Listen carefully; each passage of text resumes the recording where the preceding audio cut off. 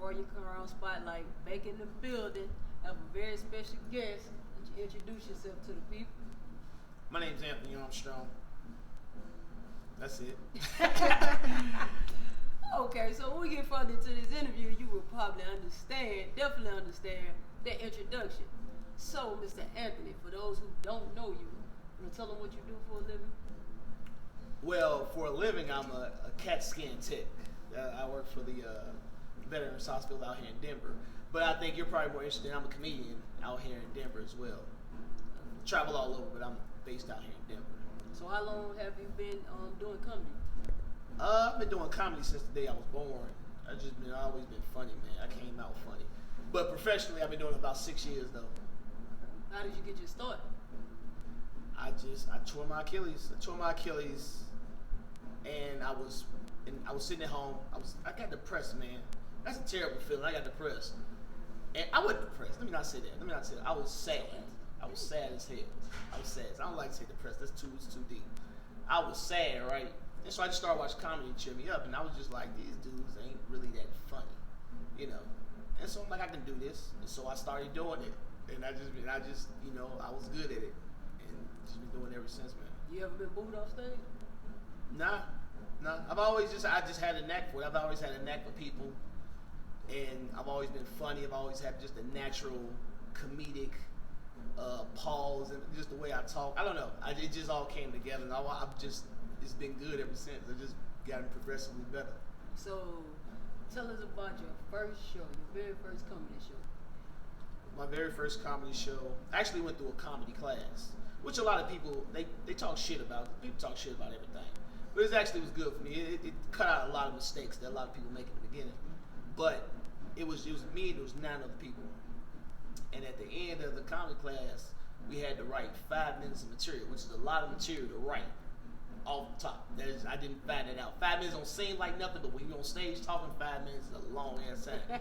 Especially when you don't know what the fuck you're doing. You know what I'm saying? So, but I was in the class with all these white people, and they invited their whole family. It turned out to be like 170 something people, and we was at the Denver Improv, which is a professional, comedy venue. And so that was my first time on stage, and I did relatively well. I was nervous, but my nervous tics you can't really tell. Like I know them, like my mouth used to get dry. I was like, if you didn't know me, you just thought that was just the way I talk or whatever. And those eventually went away, and I've just been doing it ever since. It's been good, man. It's been real good to me. It's taught me a lot about the world and myself. Right. So, what would you say be your best comedy experience? My best comedy experience? I think I did this show out here called, it's not out here. It's called Raw Artist, and it's a showcase of just talent, but it's a huge thing. They put it. It's at this a place called the Church out here. It's a big club, a little weird spot, but club called the Church. The Church. It's an old church. Oh. And yeah, so they in there sinning. You know how white people like to fuck with God, so they over there doing their thing, but it wasn't a comedy venue. Like it wasn't built for comedy at all. It was like a bazaar. You know what I'm saying? In comedy, you got to pay attention to. You know what I'm saying? But I've always been able to command an audience. But I got up on stage and there was a party behind us. Like it's wild. It was like they was dressed as vampires, but they were strippers and it was models. It's a wild. It's cool if you ever get a chance to go to it. They actually travel around the country and do it, but they have one out here in Denver. And I think it comes around like every 4 months or something like that. But it's actually a pretty cool experience. Yeah. And so I got on stage and I got everybody's attention, had a great set, and nailed it. And actually booked a lot of cool stuff after that. So that was dope. And I got this picture where it's like I'm on stage and somebody was behind me and I raised my hand and everybody just started looking at me and they caught the picture like that. I was like, that's dope. Man. For real, you gotta frame that. Did you frame it? Oh yeah, I ain't not yet. I got plans to, but it's dope. So what would you say would be your worst comedy experience? I've never had one, man. Every experience I have is a positive one. That's the way I look at it. Alright, so with comedy, man, I know you probably see like in the headlines, years down the road, comedians always getting attacked for things they said or jokes they said. Like, how do you feel about that? I feel like people shouldn't take that much. People shouldn't look at words that with that much like power. Words only have power people put behind them. You only when you get offended by it, you give it power. You know what I'm saying? But I also say this: don't say anything you don't know about. I say a lot of crazy shit, but I will break down the principle that I'm trying to say. I've just exaggerated the speech. I know what I'm doing. You know what I'm saying? And there's a point behind what I'm saying.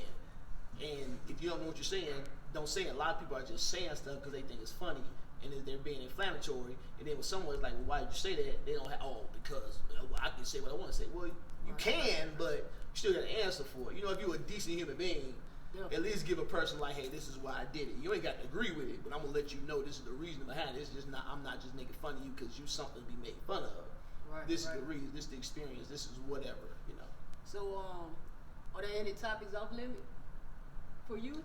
Nah, if I got a personal attachment to it, I'm going to touch it. You know what I'm saying? Like, I'm not going to make something, I'm not going to go after something inflammatory just to make something up. Like I say, that's what gets people in trouble. But if you got a personal experience with something, that's your personal experience. Nobody can negate that. You know, so you can do whatever you want with that. You know, but if it's like you just making fun of gay people just to make fun of gay people, that's just why? Why are you doing that? You know what I'm saying? So, yeah, stuff like that. Cool. So, are there any comedy events that you haven't performed at that you would like to? It's a lot of comedy events. I'm on the fringe of comedy, man, because I have created my own lane to where I can say what I want to say. Because I've earned the right to say what I want to say. I've defended it. But that's still the powers that be that want to keep me here. But this is my area. I like to be here. This is where the low lives and the scum is at. This is where I thrive at, right here. This is where life happens at. You know what I'm saying? All this above you is fake. It's everybody trying to please everybody else to get ahead. Everybody wants to sell their art. I don't want to sell it. You ain't never got to give me no money. I'll perform for free. I just want to talk to y'all. Yeah, I like to hear the sound. I like the sound of my own voice. Do you see yourself being in any movies? You know, I got some stuff on Amazon Prime. What's coming out on Amazon Prime? It's this show called Unfit. It's a little online sitcom this guy did, but he put it up on Amazon Prime. It's pretty cool. They do a whole season in like 30 minutes. Wow. Do like little 5-minute episodes. And it's actually pretty cool, but I'd never be an actor. That shit is, that's for the birds, man. That's like computer programming, really. And I like being myself. You know what I'm saying? Like, I think you could be yourself? Like, what about your own sitcom? Nah, I don't want to do that, man. I don't want to do that. I don't want to do that. I actually want to open a school. That's what I want to do. I actually want to make a fortune doing comedy so I can support my endeavors without taking money from other people. So whatever objectives I want to, you know what I'm saying, create, then I can do that without having the influence of other people. That's what people do with their money. They buy influence. Definitely. You know, so. That's cool to know. Man, that's great to hear because, you know, a lot of people always say what they will and won't do, and then they say everybody has a price, but, you know, I don't think that's true. You know, some people really have their own morals and self-respect and stuff they just won't do. So. Well, that's important, and that's the reason why I do want to have a school, is because I want to start teaching that. I want to start teaching integrity and things of that nature. They don't teach that in school. They just expect you to know it. Well, I tell people, most people can only be as good as they know how to be. Some people have never been around good things in their life. So what do they have to pull out their brain to be good when it's time to be good? They don't know how. Somebody got to have sympathy for those people and teach them. But you catch them when they're young and you instill those things. It's like we were talking about earlier. Right. We're in a society to where they play on our temptations. You know what I'm saying? Drugs, sex, alcohol, all this shit. That's it. That's the whole economy, is you buying temptations. Shit that was completely off limits at one point in time. Yeah. So you have to instill in your child the integrity to make the right decisions when they're faced with that temptation. You know? So speaking of that, we're out here in Denver, and of course marijuana is legal in Denver. Mm-hmm. And once upon a time, well, they legalized it in a few different places, but in those same places you have people that's incarcerated for selling marijuana. How do you feel about that? Well, in the perfect world, as soon as they legalized, they was like, okay, we need to go back through this and make this straight. But we don't, like I say, that system is corrupt, man. We cannot expect truth from a corrupt system. It just is what it is. You know, unfortunately, those people are in the system because they broke the law when it was a law.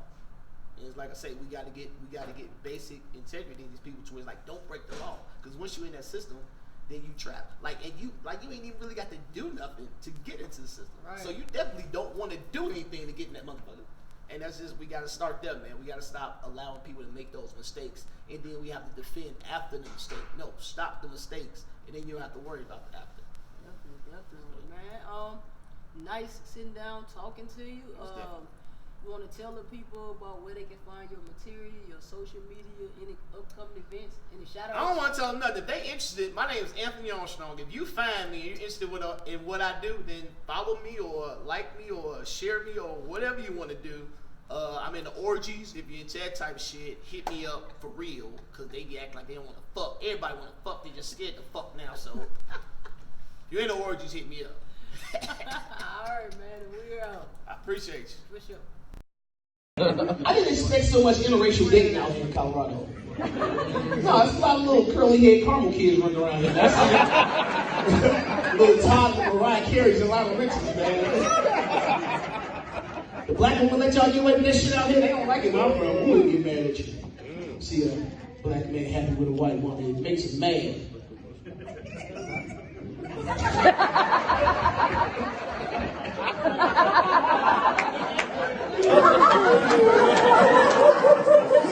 People freak me out, man. It reminds me of uncooked chicken breast. I don't deserve salmonella poison because I just sucked on a Caucasian woman's titties that ain't fair, man. Look, I just thank God to white women out the oven a little bit too soon. That's it, you know. Like the nipples get brown and the butt get rise.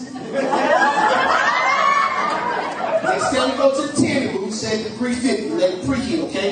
Put a little butter on your nipples, alright? You get inside that motherfucker, go tissue yourself a little bit, turn around, you know what I'm saying? Come back.